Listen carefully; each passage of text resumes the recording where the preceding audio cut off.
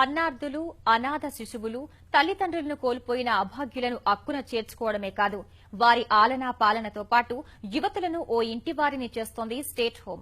Hyderabad Yousufguda state home మరోసారి ఆదర్శ వివాహానికి వేదికైంది.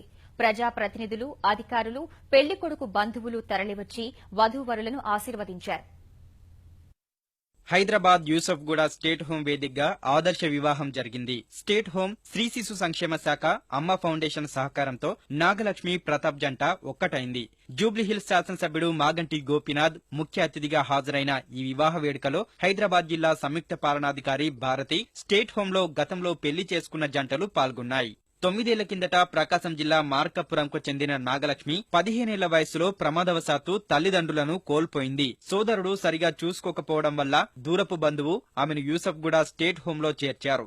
నాగలక్ష్మిని 10వ తరగతి వరకు చదివించడంతో పాటు స్టేట్ హోం ఆధ్వర్యంలో పనిచేస్తున్న శిశు విహార్లో కేర్ టేకర్ ఉద్యోగం ఇప్పించారు. గుడి మల్కాపూర్కు చెందిన పండ్ల వ్యాపారి ప్రతాప్ నాగలక్ష్మిని మనువాడేందుకు స్టేట్ హోం అధికారులను సంప్రదించాడు. పెళ్లి చూపుల తర్వాత ఇద్దరి ఇష్టం మేరకు శుభముహూర్తాన వివాహం జరిపించారు. నాకు తల్లి తండ్రి అందరూ మా మేడమ్సే.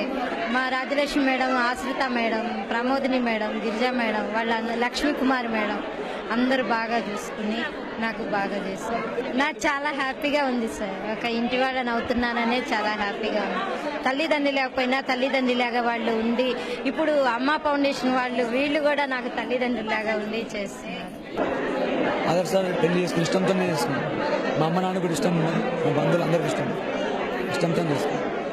స్టేట్ హోమ్లో పెరిగిన వాళ్ళము. మేడం వాళ్ళు మాకు 2014 ఆగస్ట్ 13 నాడు మాకు మ్యారేజ్ చేశారు.